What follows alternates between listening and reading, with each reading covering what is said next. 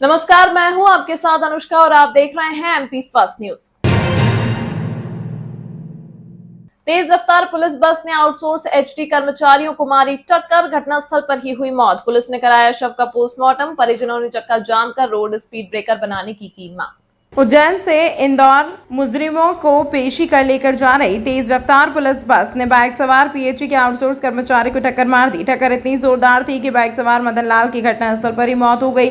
सरपंच नरेंद्र पोरवाल ने जानकारी देते हुए बताया कि पुलिस बल की स्पीड काफी तेज थी, इसी कारण से बस समय पर रुक नहीं पाई। पहले भी कई बार आवेदन के माध्यम से स्पीड ब्रेकर लगने की मांग की है, पर अभी तक स्पीड ब्रेकर नहीं लगाए गए हैं। कई बार यहाँ पर दुर्घटना हो चुकी है, फिर भी कोई अधिकारी द्वारा ध्यान नहीं दिया जा रहा है। घटना के बाद क्षेत्रवासी एकत्रित हो गए और सड़क पर कुछ देर के लिए चक्का जाम कर स्पीड ब्रेकर बनाने की मांग की। फिलहाल शव का पोस्टमार्टम जिला अस्पताल में करवाकर जांच शुरू कर दी है। सुरक्षा को लेकर जिला अस्पताल में पुलिस बल भी तैनात किया गया है। पे जो है मेघदूत के सामने, वहाँ से घर की ओर जा रहे थे, बीच चौराहे पे आ चुके थे, बिल्कुल रोड क्रॉस कर चुके थे। उसके बाद कोई पुलिस की वाहन आई जो मुजरिम को लेके जा रही थी, स्पीड में थी। स्पीड के कारण इनको कोई और गाड़ी क्रॉसिंग में इनको खींचते हुए कम से कम 80 फीट ले गए और इनके पैर में सिर में चोट आने के कारण घायल हो गए थे। फिर वहाँ से हॉस्पिटल लाए तो उनको मृत घोषित किया। हम शासन से मांग भी कर रहे हैं सबसे। हमने रोड वाले को लिखित में भी दिया हमने कि हमको यहाँ स्पीड ब्रेकर की ज़रूरत है। आए दिन एक्सीडेंट होते हैं, और रोज़ कहीं ना कहीं हर 8-4 दिन में किसी का न किसी का हो जाता है, और आज तक किसी ने, रोड वाले ने आज तक स्पीड ब्रेकर नहीं बनाया। मदन लाल परमार, ये ग्राम ढेंडिया से। इनके लड़के की चाय की दुकान भी है और ये हमारी पंचायत में पानी की व्यवस्था देखते हैं, डेली वेतन भोगी। ये दुकान से इनके घर की ओर जा रहा था। मदन लाल परमार, पिता भेरूलाल, नरेंद्र पोरवाल। इंदौर रोड पे एक हादसा हुआ है। एक पुलिस का वाहन जो मुलिम पेशी के लिए जा रहा था, उससे एक ग्राम डेंडिया के ग्रामीण है मदन लाल, उनकी बाइक टकराई थी जिससे उनकी मृत्यु हो गई थी, जिसका पीएमसीएच में कराया जा रहा है। मदन लाल ग्राम डेंडिया के रहने वाले हैं, 55 साल उनकी उम्र है और पीएचई में कर्मचारी हैं। कार्रवाई की जा रही है। गंभीर डैम में पिछले साल की तुलना में कम पानी बचा है। शहर के मुख्य जल स्रोत में केवल 700 एमसीएफटी पानी शेष है। जल प्रदाय व्यवस्था से महापौर की नाराजगी सामने आई है। गर्मी के तेवर अभी पूरी तरह तेज नहीं हुए और शहर की प्यास बुझाने वाले गंभीर डैम में 700 एमसीएफटी पानी ही बचा है। इस हिसाब से डैम 100 दिन भी लोगों की प्यास बुझा नहीं सकेगा, क्योंकि डेड स्टोरेज का पानी उपयोग नहीं किया जा सकेगा। इस स्थिति को लेकर महापौर मुकेश टिटवाल भी नाराज हैं। उन्होंने निगम प्रशासन को आचार संहिता में वे क्या कर सकते हैं इसको लेकर पत्र लिखा, लेकिन उसे तवज्जो नहीं दी गई। जल प्रदाय को लेकर महापौर परिषद और निगम प्रशासन में टकराव की स्थिति बनी हुई है। इस टकराव में आम लोगों को पेयजल संकट का सामना करना पड़ सकता है। गंभीर डैम में वर्तमान में मंगलवार की स्थिति में केवल 715 एमसीएफटी पानी ही बचा है। 100 एमसीएफटी पानी डेड स्टोरेज के रूम में ऐसा रहता है जिसका उपयोग पीने के लिए नहीं किया जाता है। इस हिसाब से अब केवल 615 एमसीएफटी पानी ही शेष है। इससे केवल 100 दिन ही शहर में पेयजल प्रदाय किया जा सकेगा।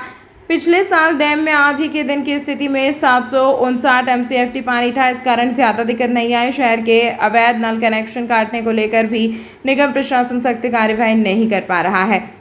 सूत्रों के अनुसार महापौर टिटवाल ने निगम आयुक्त को पत्र लिखकर जानकारी मांगी थी कि लोकसभा चुनाव आचार संहिता के दौरान वे जल प्रदाय व्यवस्था आदि जरूरी कामों के लिए क्या कर सकते हैं, लेकिन अधिकारियों ने ऐसे कोई तवज्जो न देते हुए कोई जवाब नहीं दिया।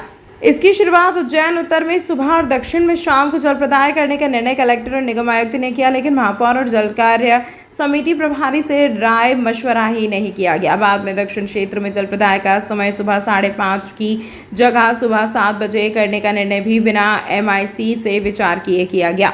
अतिरिक्त विश्व बैंक कॉलोनी में रहने वाले रिटायर्ड एएसआई रात को पड़ोसी के यहां सुंदरकांड में शामिल होने गए थे। वहां लगे टेंट के लोहे के पाइप को छूते ही उन्हें करंट लगा, जिससे उनकी मृत्यु हो गई। पुलिस ने मर्ग कायम कर शव का पीएम कराया है। सुखनंदन सिंह पिता गोपाल शरण 64 वर्ष निवासी अतिरिक्त विश्व बैंक कॉलोनी पुलिस विभाग में एएसआई पद से 2 वर्ष पहले रिटायर्ड हुए थे। रात को पड़ोसी के यहाँ सुंदरकांड का पाठ था, जिसमें शामिल होने सुखनंदन पहुंचे। सुंदरकांड के बाद वह रात 9 बजे करीब घर जाने के लिए उठे और टेंट का लोहे का पाइप पकड़ा, जिसमें फैले करंट की चपेट में आ गए और उनकी मृत्यु हो गई। परिजनों ने बताया कि लोहे के पाइप पर हैलोजन लगा था, उसका कोई वायर लोहे के पाइप से टच हो रहा था। रात में बारिश भी हुई थी, इस कारण लोहे का पाइप पानी से गीला हो चुका था। इसी कारण उसमें करंट फैला और उस पाइप को पकड़ने सुखनंदन करंट की चपेट में आ गए। परिजनों ने बताया कि रिटायर्ड एएसआई के 2 पुत्र हैं। इस विभाग से रिटायरमेंट है। नाम है उनका सुखनंदन सिंह, पिता गोपाल शरण राय, जो चिमनगंज मंडी थाना अंतर्गत रहते हैं, अतिरिक्त विश्व बैंक कॉलोनी कानूपीरा रोड उज्जैन में। मकान के पास में ही सुंदरकांड करने गए थे। वहीं कल हवा चल रही थी तो करंट वरंट लग जाना ऐसा ज्ञात हुआ है। अभी फिलहाल शव का अंतिम संस्कार पोस्टमार्टम के बाद अंतिम संस्कार के लिए परिजनों को दिया गया। मृतक पुलिस विभाग से रिटायरमेंट है, पिछले 2 साल हो गए हैं और नाम है सुखनंदन सिंह, पिता गोपाल शरण राय। मेरा नाम शंकरलाल कनौजे, एएसआई चिमनगंज थाना मंडी उज्जैन। चिमनगंज थाना चिमनगंज मंडी। हाँ, ऐसा ज्ञात हुआ है, करंट लगने से हुआ है। अभी जांच में पता चलेगा। नवरात्रि का चौथा दिन है। माता ने अपने भक्तों को कुष्मांडा रूप में दर्शन दिए हैं। आज नगरकोट महारानी के दर्शन करने के लिए बड़ी संख्या में मंदिर पहुंच रहे हैं। नवरात्र में जो भी भक्त अपनी मनोकामनाएं लेकर पहुंचते हैं, उनकी मनोकामनाएं माता पूरी करती हैं। शहर में ऐसे कई प्रसिद्ध देवी मंदिर हैं जिनका उल्लेख पुराणों में मिलता है। वहीं सम्राट विक्रमादित्य काल में भी इन मंदिरों का विशेष महत्व माना गया है। इनमें से एक नगरकोट माता मंदिर, जिसका उल्लेख स्कंद पुराण भी आता है। मान्यता है कि जो भी भक्त यहाँ पर नवरात्रि के दिनों में आते हैं, माता के दर्शन करते हैं, माता उनकी मनोकामना पूरी करती है। बताया जाता है कि नगर की सुरक्षा के लिए माता के मंदिर में स्थापना की गई थी, जो कि विक्रमादित्य काल के समय से बताई जाती है।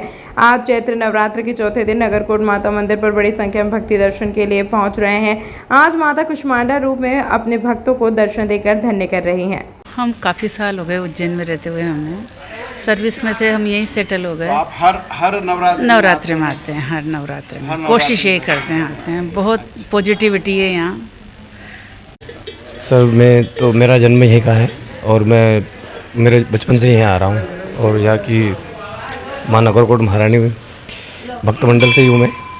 और यहाँ बहुत भीड़ आती है जब नवरात्रि होती है और उसके अलावा भी बहुत भीड़ होती है और वो साक्षात है माँ भगवती। लोकसभा चुनाव को लेकर मध्य प्रदेश में हलचल तेज हो चुकी है। हर कोई पार्टी ने अपना प्रत्याशी मैदान में उतार दिया है। लोकसभा चुनाव में बहुजन समाज पार्टी द्वारा टिकट मिलने के बाद प्रत्याशी ने कोठी रोड स्थित प्रेस क्लब पर मीडिया से की चर्चा। उज्जैन लोकसभा चुनाव में समाजवादी पार्टी द्वारा अपना उम्मीदवार जनता के बीच उतार दिया। टिकट मिलने के बाद प्रत्याशी द्वारा मीडिया से चर्चा की गई। इस दौरान एडवोकेट प्रकाश चौहान ने बहुजन समाजवादी पार्टी के राष्ट्रीय नेता मायावती व लोकसभा चुनाव में प्रत्याशी बनने पर आभार व्यक्त किया। बहुजन समाजवादी पार्टी में हर एक कार्यकर्ता शिक्षा, युवा, बेरोजगार, किसान और मूलभूत सुविधा लेकर जनता के बीच वोट मांगने के लिए जाएंगे और उन्होंने यह भी कहा कि उन्हें पूरा विश्वास है कि जनता उन्हें वोट देकर जिताएगी। इसी के साथ में बहुजन समाज पार्टी के उज्जैन आलोट सांसद प्रत्याशी लोकसभा चुनाव एडवोकेट प्रकाश चौहान ने उनका पार्टी की सरकार बनने पर पुलिस विभाग में कार्यरत छोटे से लेकर बड़े तक व्यक्ति के बारे में अपनी योजनाएं बताएं। साथ ही साथ वकीलों के लिए रिटायरमेंट के बाद में पेंशन योजना चालू करने की बात कही और आम जनता की हर ज़रूरत की पूर्ति करने के लिए महंगाई को कम करने की बात कही। वर्ष 2010 में नरेंद्र मोदी जी और भाजपा सरकार ने यह वादा किया था जनता से कि हम शिक्षा को दुरुस्त करेंगे, उच्च कोटि की शिक्षा, दुनिया की शिक्षा हम हमारे देश में देंगे। लेकिन 10 वर्षों में शिक्षा को तहस-नहस कर दिया गया है। वर्ल्ड क्लास की शिक्षा तो नहीं दे पाए और उन्होंने इस शिक्षा को तहस-नहस करके हमारे आने वाली पीढ़ी को बर्बादी की कगार पर पहुंचा दिया है। आपको पार्टी ने टिकट दिया, क्या कहते हैं? मुझे पार्टी ने टिकट दिया। मैं बहन जी का और सब वरिष्ठ पदाधिकारियों का आभारी हूँ कि मुझे एक छोटे से आदमी से व्यक्ति को टिकट दिया, से सम्मानित किया। मैं और हमारी पूरी यूनिट बहुजन समाज पार्टी उज्जैन उनका आभार व्यक्त करती हैं। बहुजन समाज पार्टी कितनी सीटें जीतेगी? बहुजन समाज पार्टी कभी भी झूठे वादों में भरोसा नहीं करती। हम धरातल पर काम करके जनता का विश्वास जीतते हैं, उनका वोट प्राप्त करते हैं। और बहुजन समाज पार्टी की सरकार पूरे देश ने देखी है। बहन जी जब 4 बार उत्तर प्रदेश के मुख्यमंत्री रही, उन्होंने शिक्षा के क्षेत्र में, रोजगार के क्षेत्र में, किसानों के क्षेत्र में और महंगाई को बढ़ने नहीं दिया अपने उत्तर प्रदेश में, और समान महिलाओं के अधिकार और समान भाईचारा बनाने का प्रयास किया। महिलाओं की सुरक्षा के लिए कानून बनाए और संत गुरु महापुरुषों के उनके सम्मान में भी काम किया। आपके क्या मुद्दे उज्जैन लोकसभा चुनाव में? प्रमुख मुद्दे हमारे यही होंगे, शिक्षा से बच्चे का उदय होता है, वो दुनिया में तय करता है कि वो जीवन कैसे जिएगा। हम शिक्षा को दुरुस्त करेंगे और बेरोजगार युवाओं को रोजगार, उनकी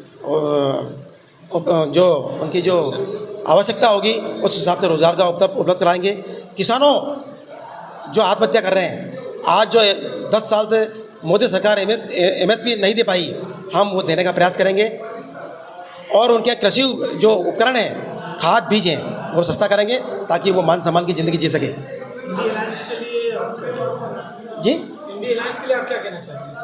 आपका प्रश्न समझ नहीं पाया। गठबंधन के लिए आप क्या कहना चाहेंगे? जी, गठबंधन ये एक्चुअल में ये हमारी जो वरिष्ठ नेता है बहन कुमारी मायावती जी, ये उनके अधिकार क्षेत्र की बात है, इसमें हम कोई टिप्पणी टिप्पणी करना नहीं चाहता। आप दूसरा क्वेश्चन पूछिए। आपका नाम? मेरा नाम प्रकाश चौहान एडवोकेट। और मैं आपको एक और बात बता देना चाहता हूँ, आज दिन तक किसी भी राजनीतिक पार्टी ने पुलिस कर्मचारियों के ऊपर बात नहीं की, उनकी ज़िंदगी के ऊपर बात नहीं की। वो हमारे देश की सुरक्षा करते हैं और उनको एक दिन का अवकाश भी नहीं मिलता और अनुशासन के नाम से उनका वरिष्ठ अधिकारी उनका शोषण कर रहे हैं।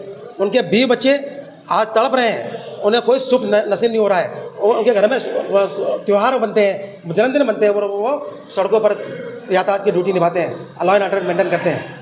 तो मैं चाहता हूँ कि पुलिस विभाग के कर्मचारी अधिकारियों, छोटे कर्मचारी अधिकारियों को उनकी बराबर उनकी सुरक्षा की जाए और वकीलों को जो प्रोटेक्शन एक्ट जो लागू नहीं किया गया अभी तक, हम उस पर काम करेंगे और उनके मरने के दौरान उनकी पेंशन लागू करेंगे।